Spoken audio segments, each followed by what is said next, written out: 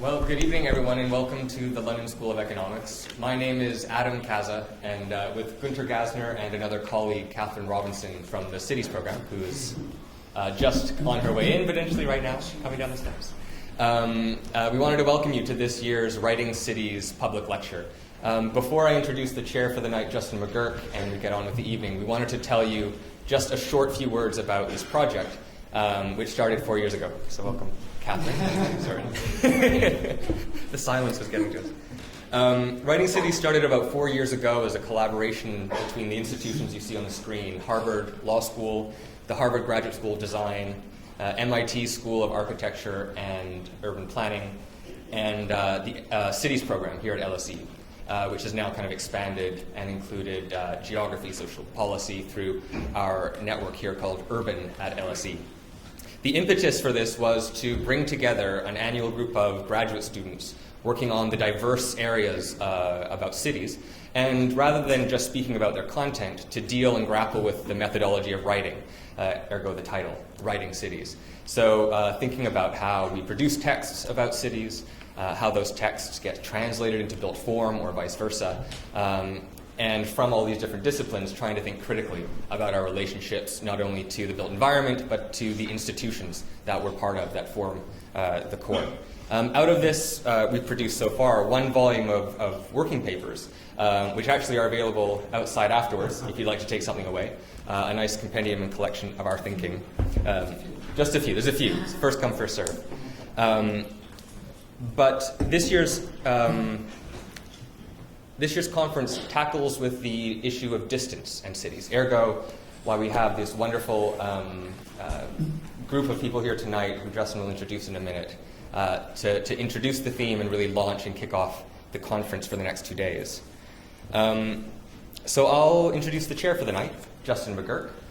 He's going to then introduce how the evening will work. It's a little different format, and we'll get going. So Justin McGuirk is a design critic at The Guardian, and also a publishing director of the Strelka Institute for Media, Architecture and Design in Moscow.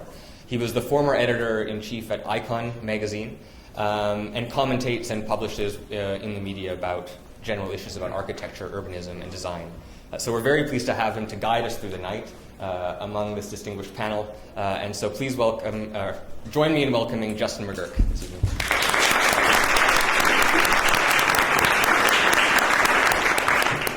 Thank you very much, Adam. Good evening, everyone. It's a pleasure to be here, especially with this distinguished panel. The topic tonight, as Adam points out, is distance. Now, it's become a kind of cliche to point out that 50% of the world's population lives in cities, and indeed to even engage in studying the city in the early 21st century is to leave a trail of staggering statistics. But there must be other ways, and in fact there are many, many other ways of understanding the city. Tonight it's distance. And in the paper this morning I was reading an interview with the New York Times columnist David Brooks, who had his own staggering statistic, which was that someone studied how many times people in different cities touch each other over a cup of coffee during an hour. And they found that in Rio it was 180 times, in Paris 120 times, and in London 0. Now that suggests that distance, at least interpreted as personal space, is hardwired into the psyche of the Londoner.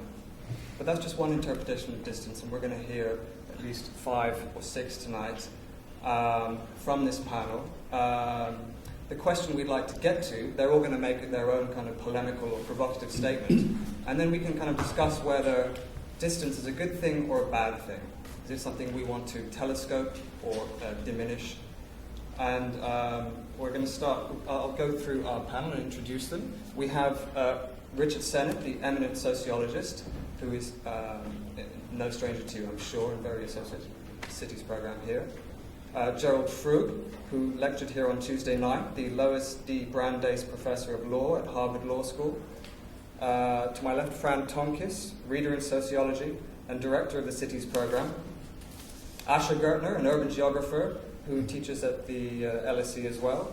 Lawrence Vale, to my right, Ford Professor of Urban Design and Planning, and formerly head of the Department of Urban Studies and Planning at MIT. And finally, Patrik Schumacher of Zaha Hadid Architects, and well known to you as well as both theorist and architect. So we have an order for this evening's event. The panel are all going to make and then explain their statements. They have 3 minutes each, as I understand it, and we're going to try and be fairly expeditious about this so that we have time to discuss their provocative statements. Let's start with Gerald Frug, who is the first on the list. So you want me to go here? So Yeah, I'm not leaning forward. It seems to work. All right. So when one goes to urban conferences, there's a kind of a general idea that everybody talks to each other about, which I'm going to summarize and caricature. We believe in mass transit and against the car-centered culture. We believe in affordable housing and dense housing. We believe in public space and equity and having people gather together. We believe in an environment, and we believe in green buildings and biking and all this other stuff. So there's this kind of general culture of an idea of the city that people talk about, and it's often put together in a single sentence, like the car-centered, disparate, single-family housing spreading urban structure is no longer sustainable. That kind of thing, said all the time. The thing about this kind of sentence is it has the wonderful ambiguity best perfected by Marx. When you say it's no longer sustainable, it sounds like it's impossible to continue. It just can't happen anymore. It's over. Forget about it. But then it also means urbanists of the world unite. We need to bring this new city about. If we don't create this urban mass transit dense city, it'll be the end of the world. The kind of the Marxian puzzle is why we have to work so hard to bring about the inevitable. But that's basically the feeling. Now, that's at urban planning conferences. Now, I don't want to dispute any of this. I actually believe all of it. My problem is no one's listening. That if you actually follow what the politicians are doing, they're basically doing the opposite. They're basically supporting an enormous car-centered culture. They're building far and far out, this is around the world, the importance of the car industry in China and in India and in Japan and Korea and the United States, which we just tried to save. The segregation of housing by income. So the world is moving in one direction, and the urban discourse is in a totally different place. So, I mean, what I'm interested in is, why are they not listening? Why are they not listening? That's the question that I want to say. Now, for me, the important thing is, who are they who are making the decisions that are creating the world they're talking about? And what would it mean for them to listen? So, again, here there's kind of two ideas of who they is. There's the idea that what you just described as capitalism, there's nothing you can do about it. It's just the unfolding of capitalism. Politics is just superstructure. Forget about it. And then there's the people that say, oh no, it's all politics. The people united can never be defeated. And all we have to do is get together and we can defeat these people. I'm not in either camp, actually. I think that there is a they. Very complicated who is making the decisions, city by city. We actually have to dissect it. And then there is a politics. There is a politics, city by city, that we have to figure out. But I'm neither in the belief that there is no such thing as politics or that it's automatic. So it's the distance between the policy people and the urban people. That's what I'm interested in. Perfect. Timing. Fran, okay, why don't you read your statement first and then... Well, I'm going to speak from over here, Okay, thereby sure. using up my first 15 seconds. To read my statement first. So the closer things get, the further apart we stand. Keeping your distance is a very key urban art. And thinking about writing cities, historically through classical social theory, as well as through our efforts at this workshop and this ongoing conversation between these institutions over the years. We know that the tension between physical proximity and social distance has been very central to classical accounts of the modern city. Georg Simmel, of course, wrote very powerfully about the need to mark out and protect what he called one's psychological private property in the metropolitan crowd, producing a characteristic urban attitude, characteristic at least of Berlin in the early 20th century, and as we know from the David Brooks article, London in the early 21st century, an attitude that allows people to maintain their effective distance even at very close physical range. Social distance in this sense has long been seen as a necessary defence for the pressures of urban life. But more positively, we can think about other ways of writing distance in the city, and social distance in the city in particular, in terms of the capacity of everyday urban spaces, if not exactly to mediate social differences and social distance, but at least to hold them together in the same place in ways that are non-conflictual and even at times convivial.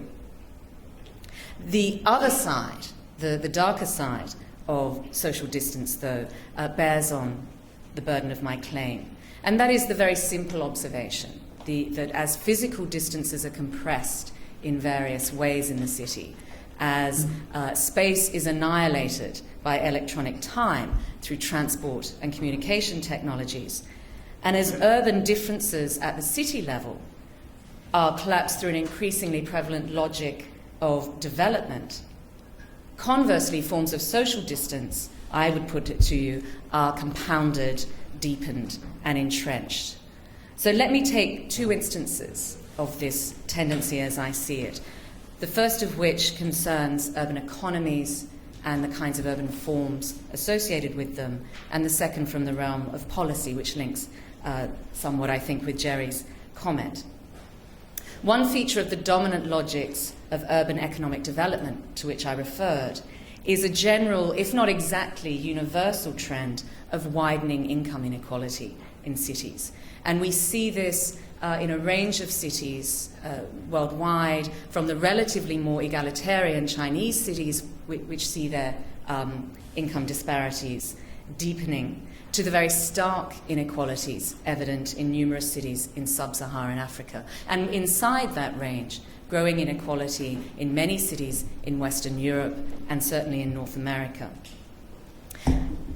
This deepening of economic inequality and the social and economic distances associated with it is evident not simply in the cold logic, however, of Gini coefficients, but is also visible in the kinds of functional interdependence that we find, functional economic interdependence between low-grade and high-grade service workers in globalizing parts of an economy such as London, workforces that share the same workplace, that live their economic lives in the same space, but are separated by extreme forms of social distance and economic differentiation. It's also evidence in the cheek-by-jowl proximity of affluence and relative degrees of deprivation in the city, the model of the gated community with the attendant services lying beyond its perimeter and entering into it daily, but also in the presence of homelessness on the streets of some of the wealthiest cities in the world. And I'm reminded always in that moment of the famous, infamous comment of a minister under the last Conservative government that homeless people were the ones that you stepped over on your way out from the opera. The other and closing point I wanted to make refers to the issue of policy, and in particular the turn to the local, which Gerald Frug was addressing for us in his public lecture on Tuesday evening. And the turn to the local, not only as a disavowal of the state and a retrenchment of local government, but in some sense the disavowal of the city as a place of difference.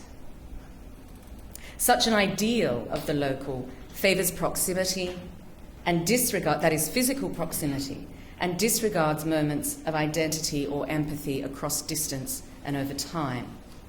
It is, I would put it to you, anti-urban in the respect that cities condense differences up close and spread commonalities across space. So the force of the argument works in two ways here. Firstly, a politics of the local has an antipathy towards difference up close, but also discounts the scope for identity and common cause across space, with those you may not know, with those whom you may never meet. In this sense, it misses both the proximity of differences in the city, overstates the capacity of local adjacency to overcome social distances, but also limits the imaginative and the spatial range of identity in the city.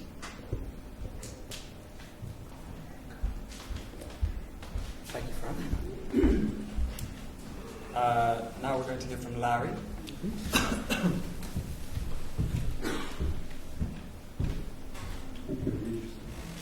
No, I just think we shouldn't keep distancing ourselves from the previous speakers. I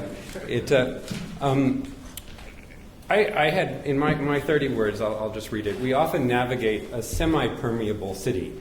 Think about what that means, where a design is saying yes, but the politics that surround that are saying no. And sometimes it goes the other way. So I advocate a term, design politics, not design and politics, but a hyphenated single term that helps talk about the ways that we have to live with a kind of cognitive dissonance between those worlds that really happens at the same kind of time. So I had been involved in thinking about this for a long time, and have taught a class called Urban Design Politics, and people always say, oh, you mean urban design and politics? And I say, no, it's urban design politics. I want to know about the politics of design and the design of politics.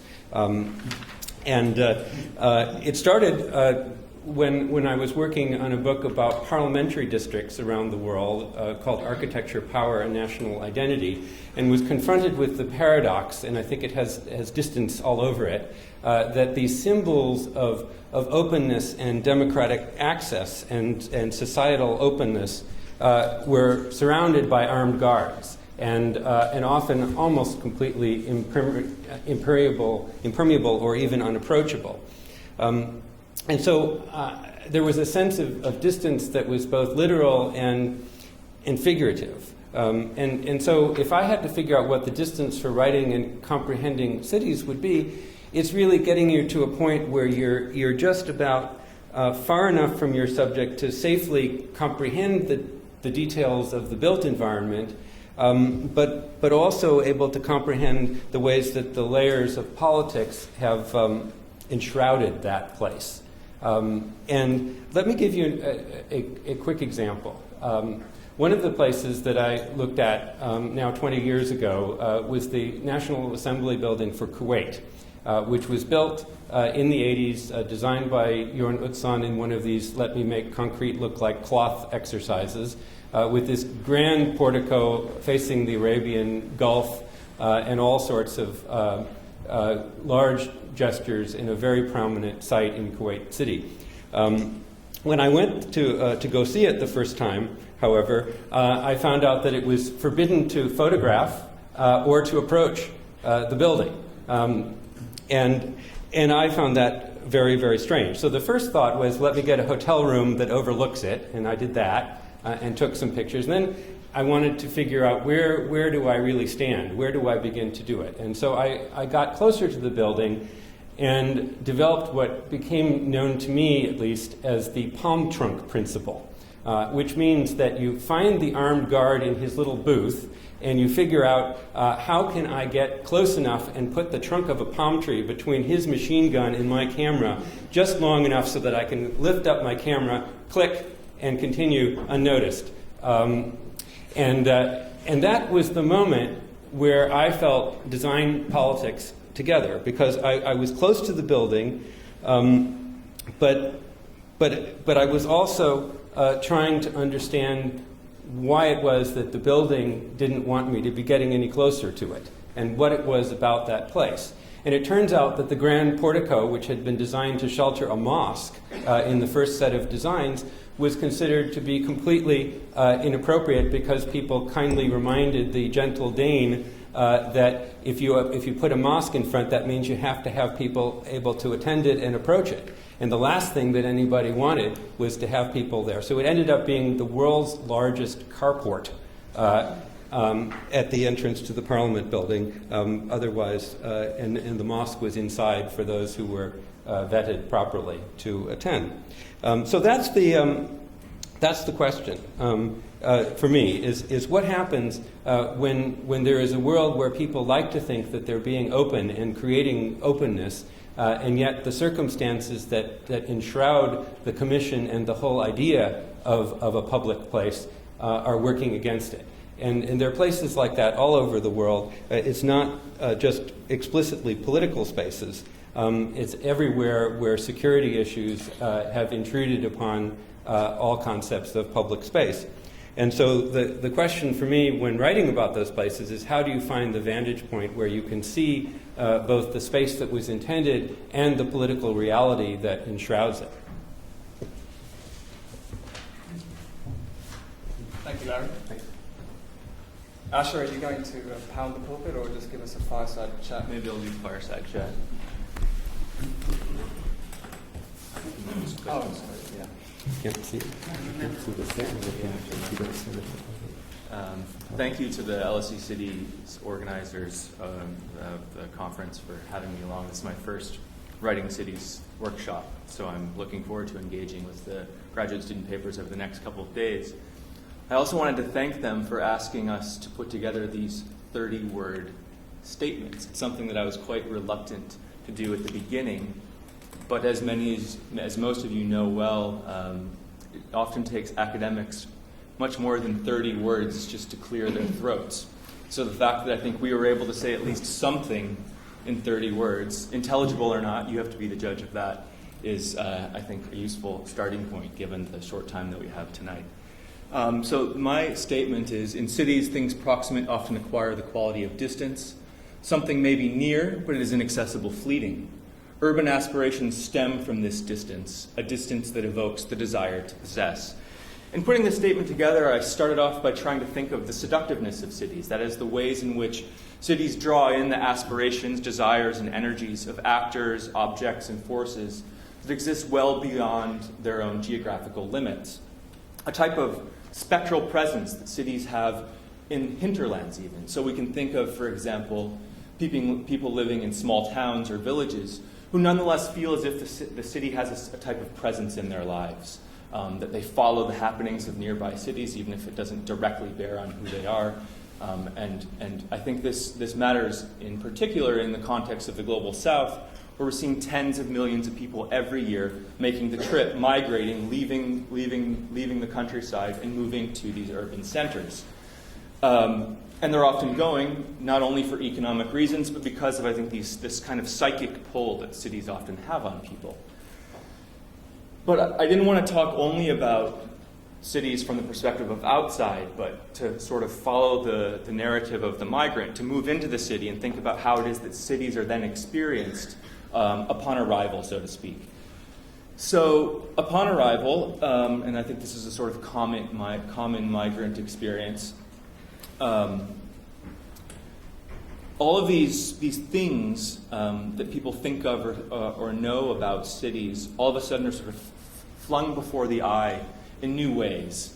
Not just in terms of sort of media images or images as such, but through everyday interactions.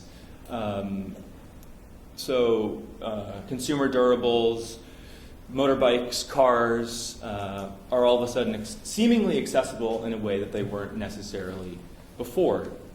In addition to things like cross-class interactions that one may not have been familiar with, and the hope and aspiration for improved employment, education, etc.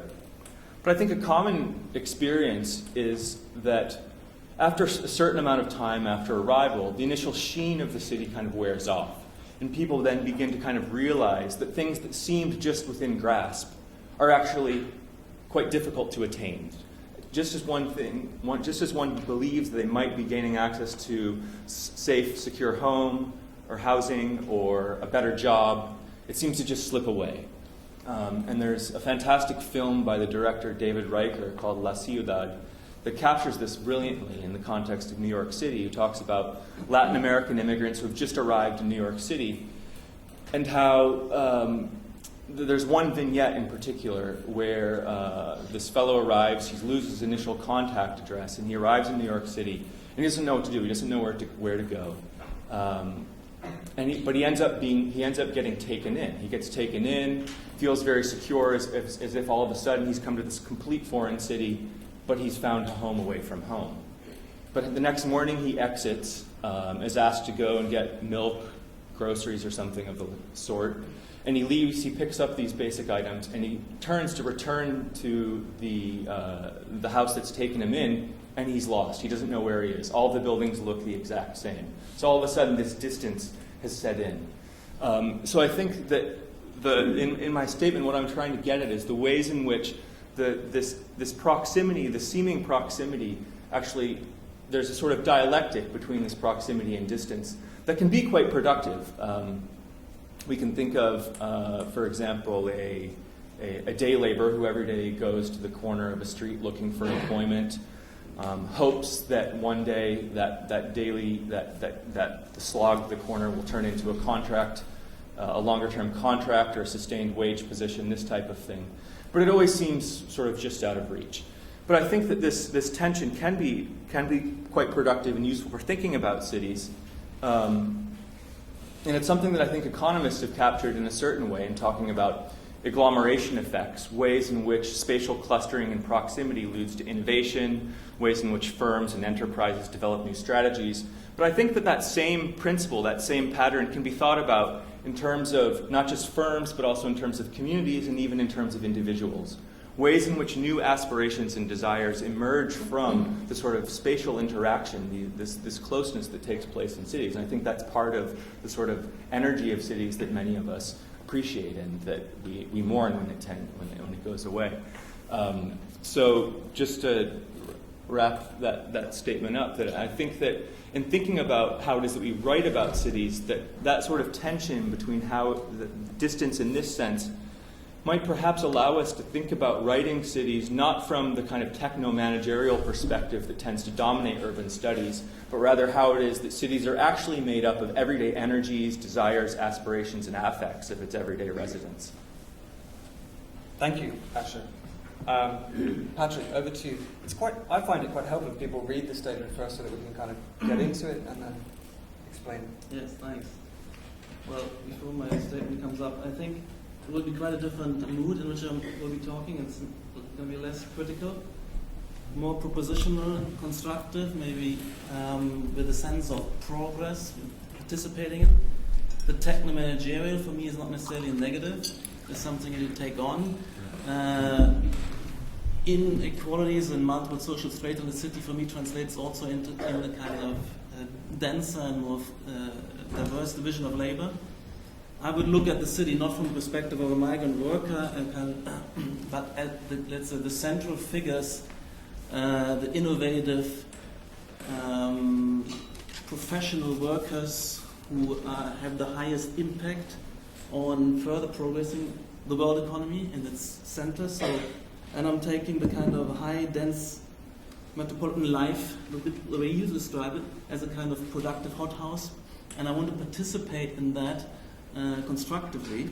The politics of that, the design politics, if you like, is ultimately, or the micro-political meaning and demeanor of these projects comes from clients. Is developed, the politics developed in the political system and the economic system and through clients. And I'm just taking this on, seeing the positive, because I want to work with this. I have to, as an architect, constructively, rather than criticizing it. And the way I would set this up as a kind of program project, I'm saying the societal function of urban and architectural design is the innovative ordering and framing of communication. Parametricism, which is my phrase for the contemporary global epochal style of architecture and urbanism, which is in the point of formation, articulates post-Fordist network society by increasing the complexity and intensity of spatial communications. And I'm talking about organization, articulation, and signification of a much higher level of communicative density with multiple publics partially interacting, partially maybe operating in parallel and using similar infrastructures. And the kind of collapsing of distance, or let's say, of course, ordering also implies that you separate and distinguish different communication scenarios, but the kind of spaces we're developing are one where there's a simultaneity of offerings at every point in your visual field, in your immediate circumstance, to do multiple and many things and continuously have choices to upgrade and fully utilize your productive time in the city. I do that on television through channel hopping while simultaneously being online and on the web, but I do it also in spaces which are so dense and rich of offerings. If you step into a complex urban street or the kind of urban interiors we're developing, there's at least kind of 20 to 50 potential venue spaces you might want to overview, scan, participate for a moment and move through. And so my discourse is one of intensification of relations and to articulate that and develop a new style which allows that complexity to be navigated, to be ordered, to be made perceptually palpable, and it also becomes a kind of semiotic project. And it is a kind of riding, surfing a wave, which I have to see the progressive aspects of it in order to participate. And I don't see the chance for a designer to resist, criticize, and if you try that for real in a competition, maybe the only arena where you can try it, or confronting a client, the client knows what the political demeanor and characters, degrees of openness and degrees of separation and privacy, which audience it wants to align, and you cannot slip something else underneath. But I think there's also a feeling that the world has been progressing, and as a globalized world and as a high productivity, high capacity world, of course the differentials are much stronger than they have been in the 50s and 60s, where the moment of convergence. But I wouldn't exaggerate the kind of income distribution and see that as such a kind of dreadful and horrific fact in the cities, to the extent you were saying that, because if I reflect sometimes when I am my level of consumption and level of comfort in a city like London as a director of 400 architects doing global projects, but compare myself to a taxi driver, I'm not sure if what he is lacking from the palette of amenities and safety and even luxury, inverted commas. So I wouldn't feel. Of course, they're extremely rich, but they're also. The amenities which modern life delivers to everybody. It's a mobile phone, a television, a holiday. Of course, it's all maybe 10 times cheaper. But is it, or 100 times cheaper? But is it 100 times different? Are we not living still in the same world? My proposition. I have to think like this. Otherwise, if I couldn't kind of constructively enter and work. I have to believe in the city to develop it, I feel. Thank you, Patrik. Final statement by Richard Sennett, who has no written statement, but is going to, I don't know whether you're going to ad-lib or just surprise us. I didn't do my homework. I'm very sorry, I hope you forgive me.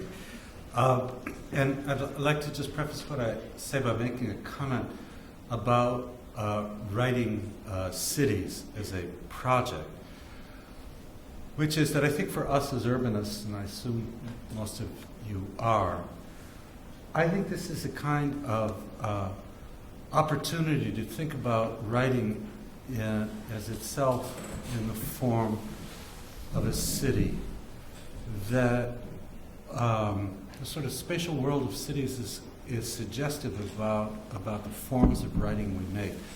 When I think about people like Italo Calvino, there's a remarkable novel about New York by Teju Cole, which has just been produced.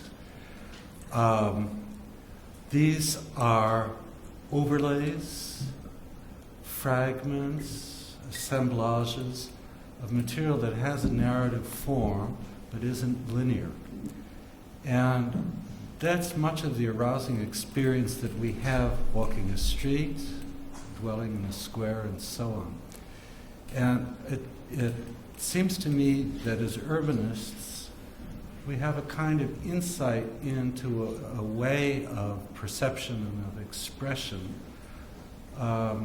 which should be reflected actually in the prose or even the poetry we use. So I see this as, I hope this project will develop into as much of an experimental workshop about writing as it is an investigation about cities.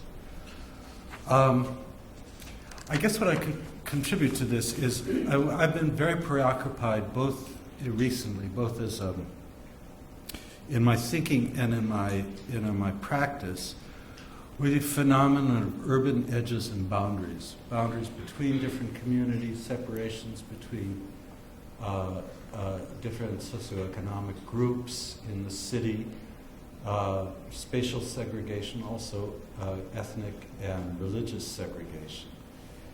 And as a political project, and I should also say that I think a lot of the direction of 20th century urbanism moved towards creating more and more homogeneous communities, more bounded, more the gated communities kind of metaphor for a great deal of urbanism that applies to immigrants, poor people, as well as it does to the rich. So that the edge condition where differences meet seems to me to be, to use your language, a design political space. And the thing about edge conditions is that even as they bring different groups closer together, they increase the distance and the comfort distance people have from places where they're with others like themselves. That is, that it's a double act, and it's getting people to interact in a living edge is something that imposes a kind of propinquity on them and creates a sense of loss by creating this distance. You're farther away from what's familiar. But it serves a political process in the city. And my sense of this is that we as designers aren't so skilled at how to do this. This is a quite amorphous kind of zone. I'm hoping to work in Marseille and Lyon on this project to complement work I'm already doing in New York on 110th Street. People don't inhabit this boundary condition willingly. They don't go to this distance for interaction willingly. And the urbanist has to think about what kind of magnets or location of resources get put on these edge spaces, which draw people out of the communities where they have greater comfort. It's a very ambiguous proposition. It has political logic, but it is also in some way coercive. We're having a discussion in New York, for instance, and a discussion that's beginning in Marseille about where to locate schools on the boundaries in New York between white and black areas, and in Marseille between poor whites and poor North Africans, so that these groups are drawn out of the centers of their community to interact at the edge. And that complicated experience of distance can't be described by urbanity in its normal terms. It's not flânerie, it's enforced by design. It's ambiguous, it's a space of difficulty rather than a space of pleasure. But to me, that's what this subject contains, this relationship between distance and closeness. It's set into the context of the massive segregative power of 20th century city making, which has to be undone. So that's where I agree. Thank you very much, Richard. So it's a big topic. And six 6 diverse readings, but actually, in a way, not as diverse as I thought. There's a lot of overlap there, and interestingly, no one really talked about scale, the scale of the distance inherent in scale. So That was Ash's job. He's the geographer. you screwed up. So there was no talk about one side of Sao Paulo from the other, or indeed London. The difference between East London and West London, which is a geographical distance, but also psychological distance. It seems like where the overlap happens, we're talking about psychological distance or economic distance. In fact, I asked a rather crass question at the beginning, is distance a good thing or a bad thing? I don't think anyone argued it was a good thing, did they? I did. You did? Mm-hmm. Can you And I elucidate a little bit more? Well, I just think that basic category of being able to maintain social distance, given the it's just straight Zimmel. Gunther could get up and rehearse it for me far more eloquently. But this is a necessary condition for dealing with life in the modern city in which he was writing, and certainly the kind of city that Patrik was describing. The capacity to maintain a distance between people who are in your face, who are right there. That it's when that sort of basis of social interaction, which is one mechanism for social interaction and one version of the city as a form of social life, becomes entrenched and becomes embedded in spaces. It becomes a form of spatial segregation. You used the word social distance as a defense. And thinking back to that coffee analogy, we set up these barriers. I don't know what they're doing in Rio when they're having coffee, but you raised your hand. Yeah. There's no distance. There's no opposite of distance in that there's no distance. You're right. Yeah. There's always distance from everybody and everything and at every moment, including within the self, right? So it's not as if the absence of distance is one of the possibilities. So I think the right amount of distance is the political question. Yeah. When you made a clear point that distance, there was a distance between the discourse and the political action. Yeah. And you set up distance as a negative. I did set it up as a negative, but the end result won't be identity.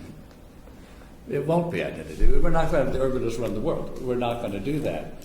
But so the question that I made a political statement about it's too much distance. And the inequality statement was a statement, as I heard it, as too much distance. But it's not that the end result could be income equality forever. You can't even imagine what it means. Can I ask Patrik a question? The work you do plays a lot with ambiguous edges and unresolved endings. And I've wondered if you've ever thought about that, about the social implication of that process. I'm having to think a lot about it and working with his boundary things. What does it mean for people to come to the end of something that's familiar and go into an ambiguous zone? Is that something that's ever crossed your mind, that you're actually showing what that looks like or how that's experienced? For sure. Our discourse is one of developing new models which are more about interpenetrating domains rather than strictly zoned. It's about high density is also high mixity, diversity of arenas, forms of interaction coming very close, partially also interpenetrating.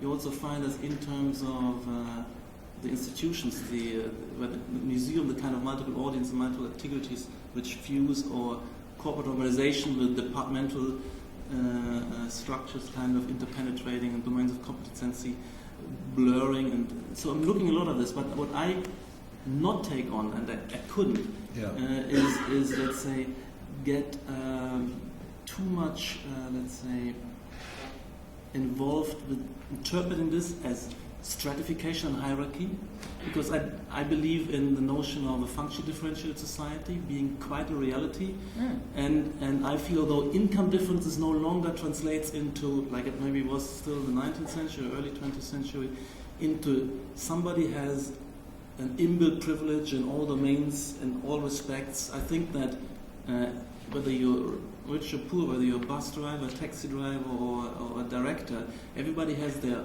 function, purpose, respect, space that you cannot cross. If the youth is occupying a public space, it doesn't matter how rich you are, that space is occupied by youth. If you want to take a public transport, you stand in queue whether you are earning 100 or 200 times somebody else in front of the queue, and everybody, and I feel that more developed in America, and that it's been developed more and more, also with the employment law, and the respect and space and recognition everybody receives in the public domain. The public domain, there is nobody with inbuilt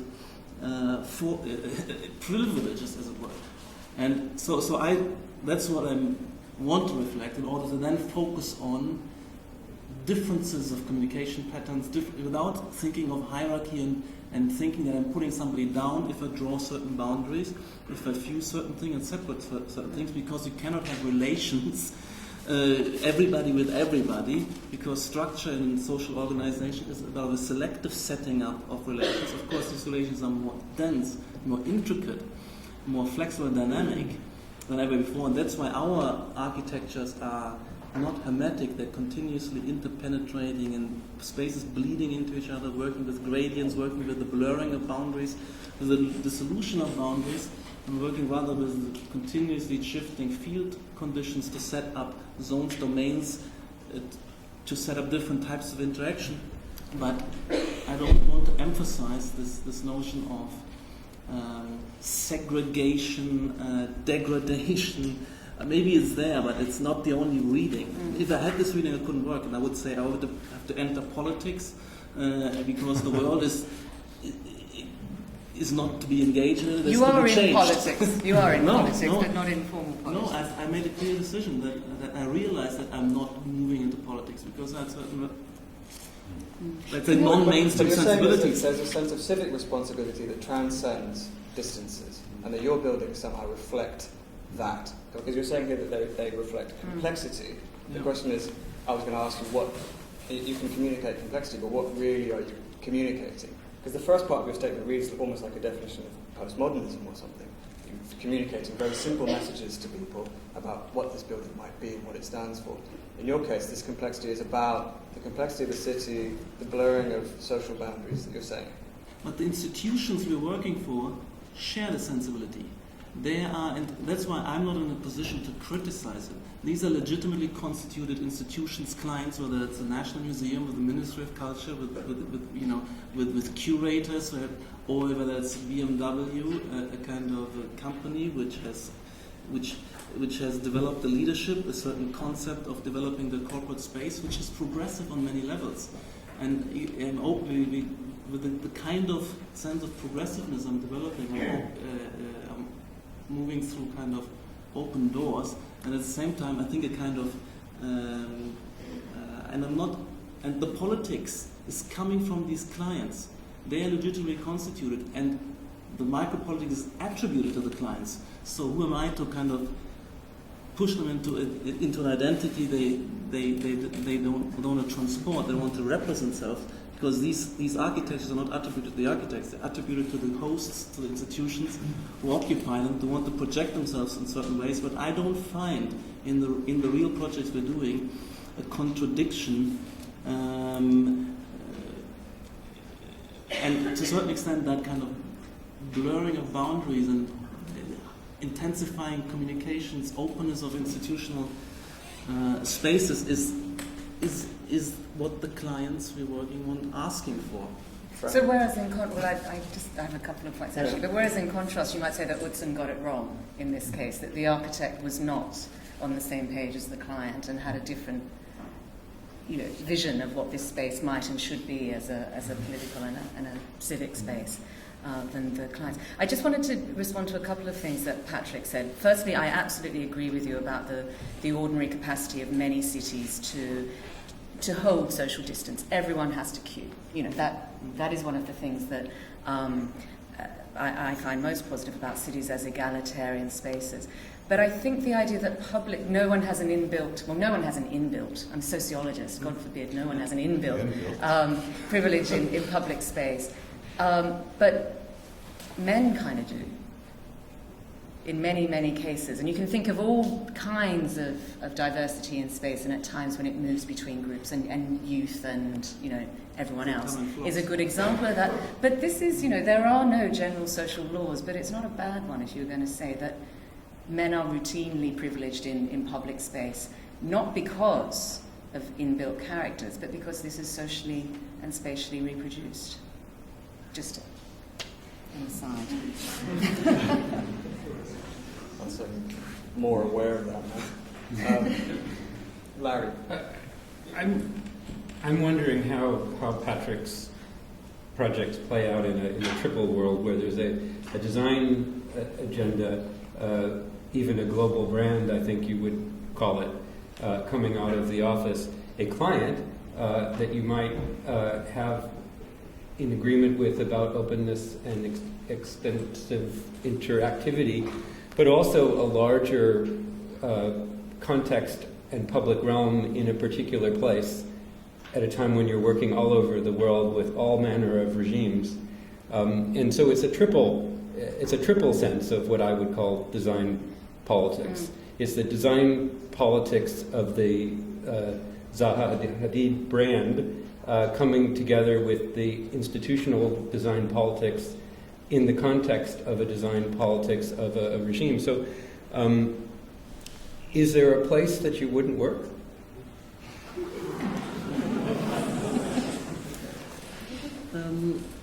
Well, my experience is that even in certain countries which have pockets of backwardness which are unspeakable, there are moments, aspects, institutions which are absolutely on the, let's say, most advanced level of thinking, desire, participation. So we're doing a project in Saudi Arabia, which is a kind of energy research center, which is going to have a lot of international researchers, and the whole campus is and what the client was asking for is 100% in line with maybe what nearly what Google campus would be asking us for. We are working in Azerbaijan, which has been criticized as one of the most corrupt countries of the world, but the main cultural center and what they're looking for in terms of a light, open structure with multiple facilities, all public, museum, conferencing center, and the library are the kind of, they're aspiring to develop a society, an economy with various institutions which are ultimately the aspiration of a certain state-of-the-art institutions, discourses they want to participate in, and of course these places are full of contradiction. But I will not take the position of I'm getting my hands dirty here, or we have to recognize the historic position these societies which have been emerging out of the Eastern Bloc, for instance, same as in China, what they're trying to do, what the route they're on, what obstacles are on this route, and that we're making a kind of progressive contribution. So as long as we can do the kind of architecture, which I would argue is a translation of a state-of-the-art sense of cultural communication spaces. Richard has to leave us. My son is performing at the Barbican in a half hour, so we have to. That's a distance one does not want to. Okay. Thank you for joining us for the time that you had.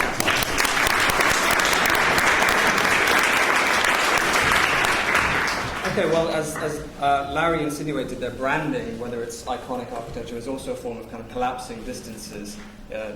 Cities use it to entice people from across the world. But if we bring it back to within the city context, Asha, maybe you can talk a little bit more about that sense of distance in the city and how it affects people. Distance within... Well, we mentioned at the beginning that no one mentioned anything to do with scale. Oh, right. Kind of psychological distance. And as Fran said, she said, you're the geographer. So. Just to say something about geography. Yeah. Right, yeah. Unless it's not interesting to you. If it's not, I mean, there's a reason why no one brought it up, I suppose. Well, it's something that geographers talk about quite a lot, so we tend to, some of us get tired of it.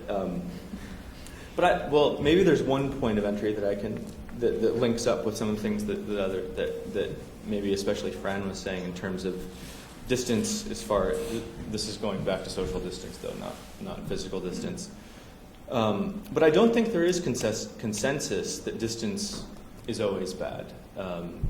And there's been, for example, the World Bank's World Development Report from 2009, which is heavily influenced by economic geographers, ends up sort of making the argument that distance is a good thing. It's okay to have spatial winners and spatial losers. This type of argument that it's okay large income inequalities can be quite productive to cluster economic activities, and that's part of why I mentioned the issue of economic agglomeration is a good thing. It's the way to maximize growth, maximize efficiency.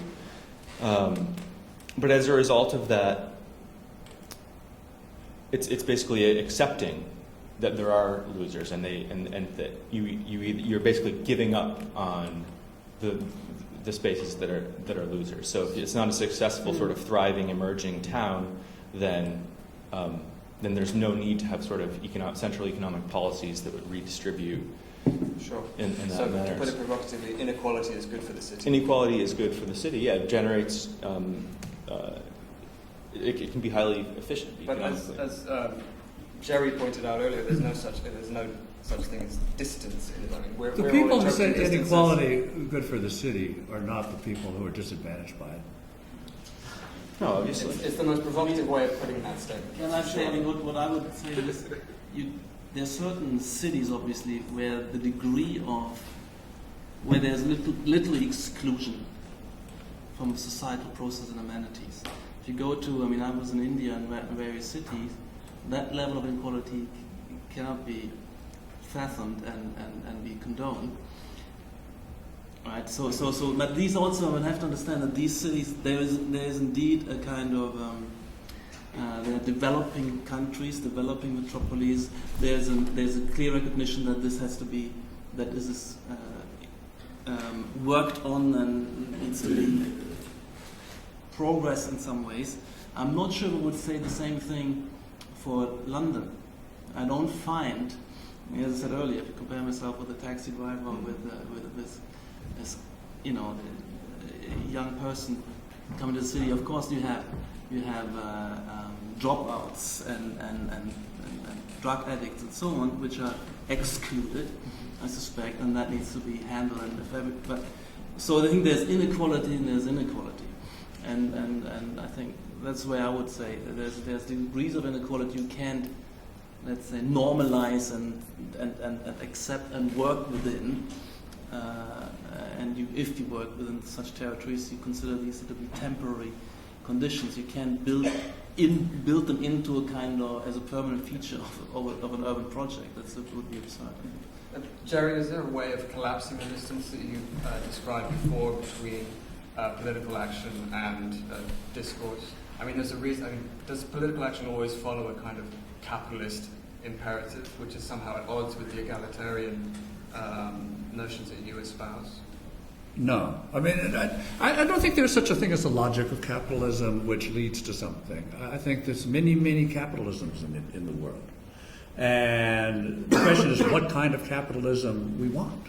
And then how the we gets constituted. So I understand how, Patrik, you say that your clients are legitimately constituted, and that's the world you live in. As an architect, lawyers often take this attitude. You can see why you do that. But whether they're legitimately constituted is a political question.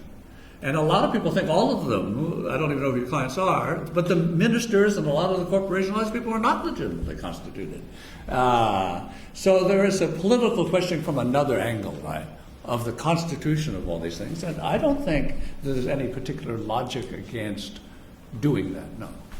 And I think some places can be more successful than others. Well, they're more legitimately constituted than me substituting myself and second Right. guessing Yeah, what they should want. It's not between that and you. It's between that and some political Well, process. Then you have to enter the political system, as far Yeah, as I'm yeah, concerned. yeah. If you can't accept the statement that these clients are legitimately constituted, then you're not going to be an architect anymore. Can I raise the other side of that? You, Justin, raised the issue of scale, but another key concept in our discussion, which is position, because the second part of the theme for this week's workshop is where do we stand? And Patrick's very courageously said, well, you know, I have to stand in the thick of it. You know, I have to take a stance. I completely removed myself from my statement, you know. And Jerry's talked about the way that critics, academics, commentators, do-gooders, whatever, right thinkers will often stand outside the mainstream discourses of practice and political action. And I was very compelled by Larry's account of his the palm tree maneuver, because this seems to me to link very clearly to the position as a problem of writing, not just in terms of a political or ethical stance, which it also is, but what distance you set yourself at in order to observe, analyse and write about either the building or the city, or as you described it, the political realities that shape all of those things. It's a huge problem, because it's if you want to write about a controversial place, you need the access to it to be trusted enough by the people who produced that place to let you in, as I did on my second visit to Kuwait, because I couldn't write about it from behind the palm tree. But I could have to find a way of being a trusted enough observer that still allows an independent critical account of the place and the circumstances. So that's what I mean by the distance that we have to stand, is that one can't be pushing off and say, I want no part of that system, and say anything useful to the people who are in that system. But you can't be wholly engaged in that system without losing your independent voice and your criticality. Thank you for raising that. I mean, that's obviously key, how close you are to your subject. Jerry, did you want to add something? No. Well, why don't we open it up to the... I'm sure it will add something. Why don't we open it up to the audience to That's what throw some questions at this panel? There are roving mics here, so just raise your hand. I know there are a lot of participants in this writing course here, so now's your chance to open up this debate. Yep, there's a question there. 5 rows from the back. Some 20 years ago, I was a visitor to Brasilia. What a strange city. They call it a futuristic city. There is no payment, a few payments. There is nothing for the pedestrian, only people with cars. You can put one side to the other side of the pavement, you have to run through. I don't understand the futuristic city. Okay. That's a perfect example of that scale question. The wonderful account of the building of Brasilia called the Modernist City by James Holston makes the point that one set of people built the city and that the government was startled that they actually wanted to live in it after it was finished. And that the entire center of Brasilia was premised on levels of bureaucrats who could afford cars or who could manage to do that, and that the people who actually did it, built the city, were either in squatter camps or in designed satellite cities. So that what was being built is a city region, and the pilot plan of Brasilia houses about 10% of that region's population right now, because it was meant to distance one group of people from another. And at the micro level, the buildings that were constructed by architects with communist or near-communist sympathies, expressed rather overtly, that every class of government worker would live in the same superquadras, lasted only a short while, and the upper income people decamped to single family homes on the lake, and the lowest people couldn't afford to live in the city. So we see an image and an intent passionately expressed by urban designers and by architects, and Oscar Niemeyer, unless something's happened recently, at age 101 or 102, is still in charge of public buildings in Brasilia. So the politics were saying something very different than the design intent. Which is Jerry's point. Another question from you. Yes, right there. Well, first I would like to thank all the speakers for the very interesting statements they raised. I'd just like to add a couple of points to what you've said already. Well, what first comes to me when I think about distance is the notion of frontiers. So in order to have distance, you need to define the frontiers, whether they are physical or spatial or has to do with architecture whatsoever.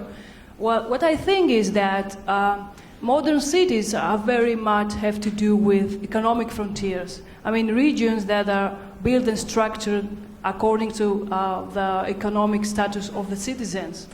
So what comes to me is I would like to join what Professor Larry Vale said about urban design politics. Does it have to do with an urban design politics project whatsoever, or are we talking about a distance that is somehow physically framed, de facto framed? I don't know what I can call it. Thank you. Larry, that was specifically addressed to you. Well, others have different views of design politics. I don't think that. Well, I'm just regretting the fact that Richard has left, because this should have been his question, actually. He's in talking about edge conditions in the city, which maybe is your sense of frontiers is a stronger sense of that same concept. The challenge is to prevent frontiers becoming impermeable, becoming barricaded. And that's all I'm going to say about that, actually. It's the Richard Sennett question. But frontiers are also supposed to be conquered, aren't they? By force. Or by wagon, Oh. whatever. I mean, distances to cross, land to seas, occupy. Yes, there's a question here.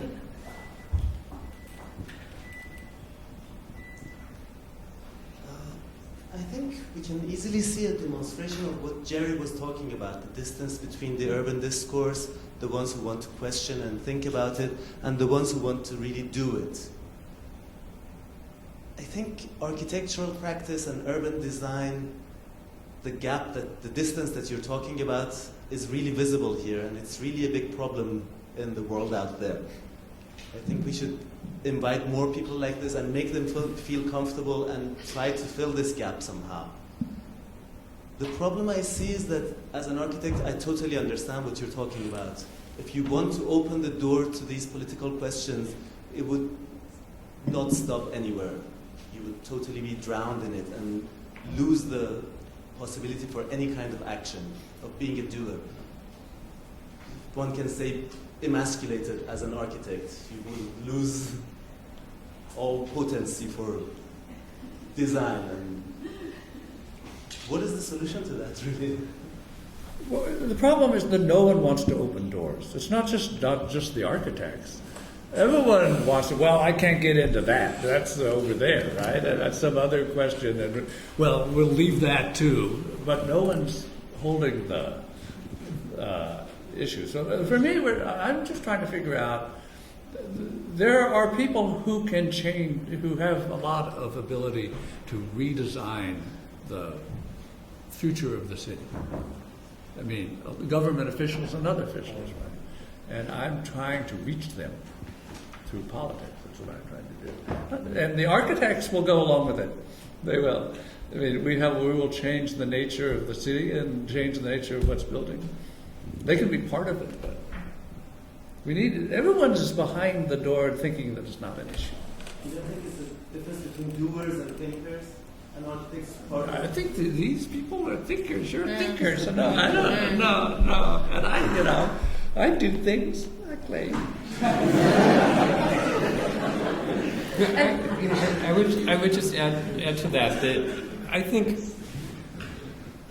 a lot of the answer was the one that Patrik said very well, which is that the way architects will reconcile this is by saying they're designing for the society they hope will be next, if it hasn't necessarily been so exactly now, and that the force of building something can be an occasion to foster a kind of interaction that may not be there in quite the same level now as it should be or ought to be.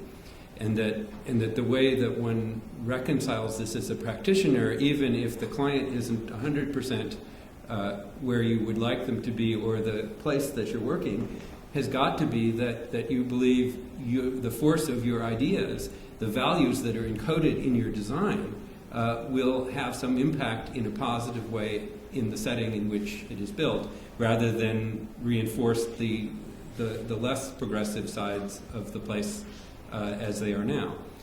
It's very hard, and you can easily delude yourself, as I think the example from Utzon suggests. But there are other examples where the architecture and the urban design is ahead of the politics, and sometimes the politics improves and the architect looks wise.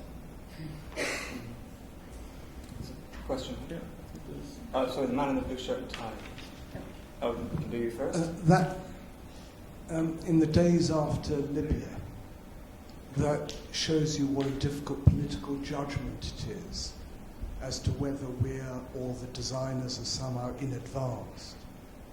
And it's so difficult, but also an important lesson in this institution and in others to learn, that it's very easy to be taken in by the idea that the legitimate political framing is somehow legitimate and the architect doesn't have to ask that political question.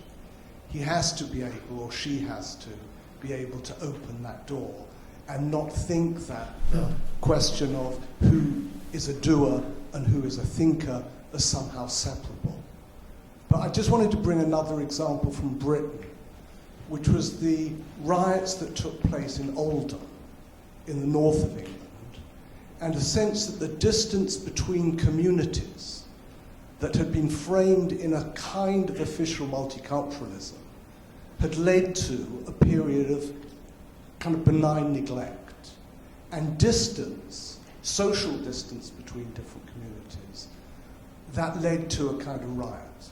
So there's a way that the political questions, which are for architects and designers, around distance, need to be engaged with. Now, one of the lessons out of the Oldham, and it actually frames in terms of what Richard has said, is in some way in terms of the importance in building that bridges, the importance of framing or positioning a school, which they're doing, at the edge of a community, which then frames the possibility of children from very different backgrounds being brought into that schooling environment, and the recognition that the architecture of that school is obviously really important and significant, and that the question of distance and social distance, particularly after 7/7, the questions around multiculturalism, are framed in a really important and significant political way. Thank you for that. There was another question, the man in the tie. I have to say I'm not a specialist in urban planning. I'm a political scientist, but I would like to ask the group, when you say you're building an infrastructure for people that are not there in the first place, is this not also a problem related to what has become as say of eco-cities? So you're building green cities, and you don't have the population to like be accepted in the first place. How you deal with it?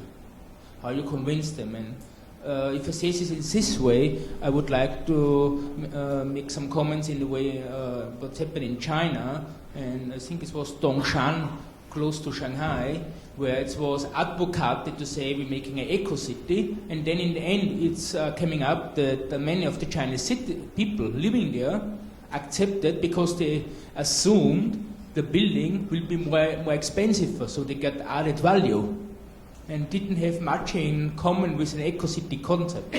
So this is the question. If we go down this way of building eco-cities, are we really having the citizen for it? What's your opinion on it? Can you repeat that? Are we really having the... I missed that. Citizens. Oh, the citizens. Okay. So I would like to respond to the 2 points together. So it was said I'm the Louis Brandeis Professor at the Harvard Law School. Louis Brandeis was a Supreme Court Justice in the United States, but he was well known for this proposition. The lawyer just doesn't mechanically follow what the client wants. That the lawyer helps the client think about what the client wants, because the client's unsure about how to think about it. So one of the lawyer's expectations is to say, actually, you say that's in your self-interest, but actually it's not, if you think about it. I can't believe the architects don't do the same thing and actually help form the client in this thing, rather than treat the client as some independent object. And so that's in terms, and here the client in the Eco City is, who is the client, right? Is the client the government, or is it the people who would live there? And how are we going to think about who it is we're trying to serve here? So the architect is much, I can't believe the architect is not more engaged in the formulation of the question from the client. This is the Louis Brandeis point in law. Well, the Louis Kahn point of view was to say to a client, a program is only an approximation of a need. And then to explain what the client really wanted, which is some building that looks like it was designed by Lou Kahn.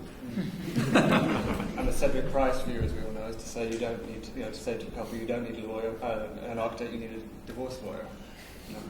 I agree with that in terms of if it's in the spirit of collaborative engagement and acceptance to a certain extent of the client, and then you open dialogue. So that I don't think it can be in the spirit of fundamental questioning of the legitimacy of the client and a kind of in the spirit of sabotage and subterfuge so that means there must be a kind of there's a kind of margin of maybe 5 to 10%, to put it in figures, where you can anticipate progressive potentials. This also addresses the question here: if you create a kind of utopian construct, will it be a stillborn white elephant? So there needs to be enough. Lady in the black top. Thank you. Hello. On Tuesday night, Professor Frug, you spoke about the South African Constitution and how that had the ability to bring together different levels or spheres of political actors. And so, just getting back to writing, what sort of written document might bring together the urban practitioners and people, the urban planning, urbanists side, and then also maybe the political actors, and where do you think that discourse might come from? Well, there are a few copies, as Adam was saying, outside.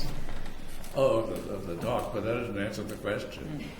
Of just such a discourse. So, it's very hard for the academics and the officials to actually do something together in some way that would be productive, and writing something in common would be a really interesting thing about so there are all sorts of documents produced by the academics, and there are all sorts of documents produced by the government. I mean, the localism bill has produced thousands of pages of documents, so maybe some interchange is possible. It's an interesting thing to think about. I haven't thought about this. Talking about writing, we haven't talked about writing very much. I mean, I kept wondering whether distance is an advantage when you're examining a city, because there are different things that an outsider and an insider can bring to that analysis. Like, for instance, it's maybe odd that an Englishman in Urbanum writes one of the classic texts about Los Angeles, and Mike Davis and Angelina, because he is Angelina, right? Mm-hmm. Writes another one. So you get the two kind of poles. I mean, I tend to drop into cities and write about them rather than writing about my own. Somehow there's always something more interesting about the other city. But I think we have time for one more question. Yes, actually that lady at the back had her hand up before. Hi, thanks. Most of the panelists spoke about some aspect of distance between economic groups, and for the most part I think there was an unfavorable presentation of that reality. It seems to me that there is a policy convergence, at least in Western housing and urban policy fields, to build mixed income communities as some response to that spatial inequality. But to date, most empirical research on the impact of such mixed income communities is pretty ambiguous, and particularly with regard to the impact on the low income folks moving into mixed income development. So I'm just wondering if the panelists could reflect on sort of the role of policy in forcing integration, particularly in light of a lack of empirical proof that that's better for either better well-off or poor people. Let me try that one. I have a manuscript due in 6 weeks on that subject. And the title of the book is Purging the Poorest, which should give you a preview of my answer. And I think it's another one of these examples in housing policy favoring mixed incomes of both policymakers and designers convincing themselves of a very open and interactive society that will do all sorts of things that's predicted, and ignoring the social science efforts to measure these things that have found much less mixing of the incomes or much else. And it becomes a way of redeveloping property, but in a socially regressive way.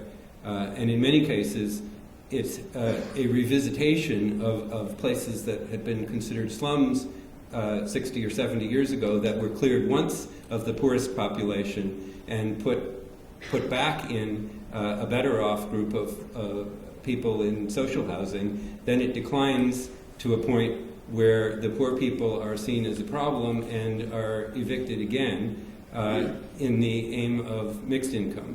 And it's rationalized by saying, well, everybody will be better off.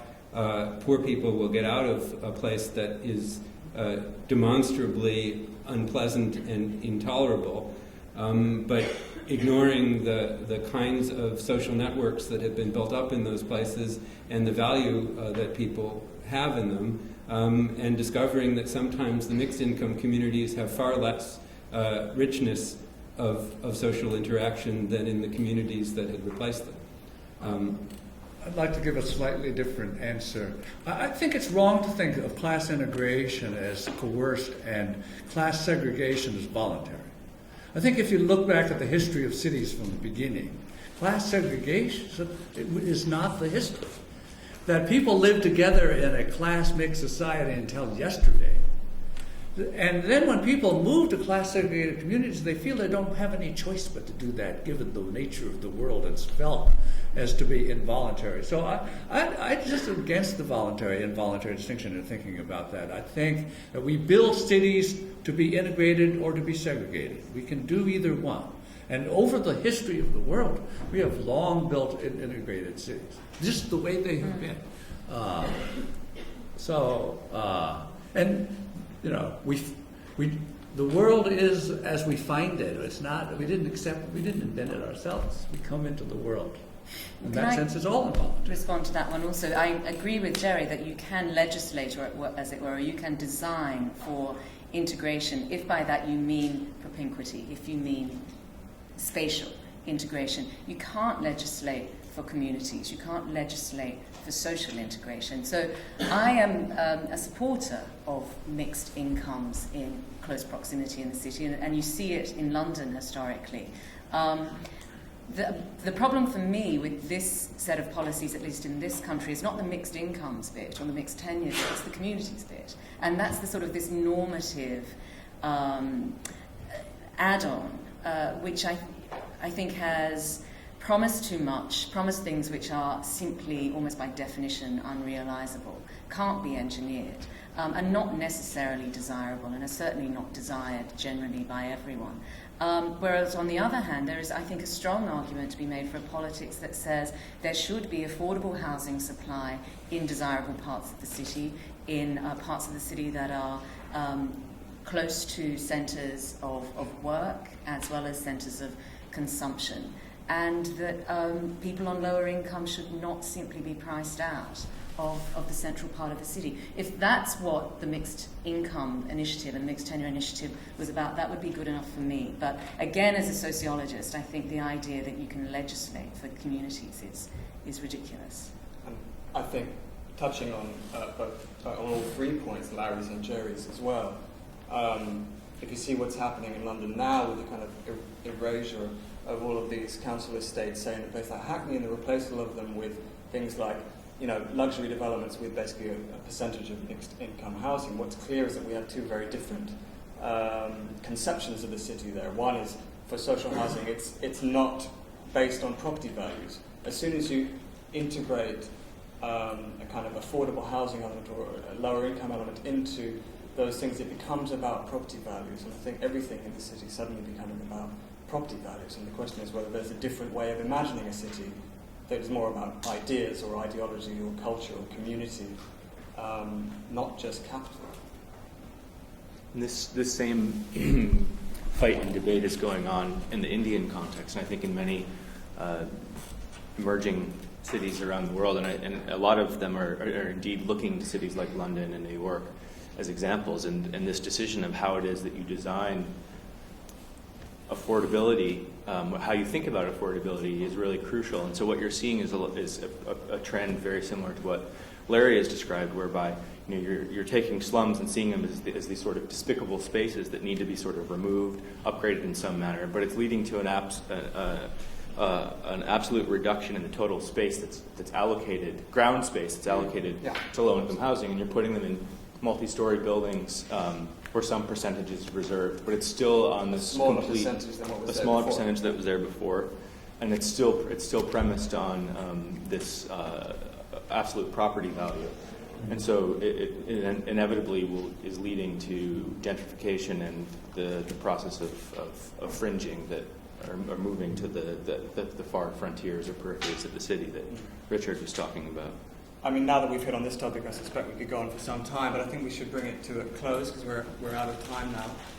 It only remains to thank this very distinguished and very lucid panel, and thank you as well for joining us here tonight. Thank you.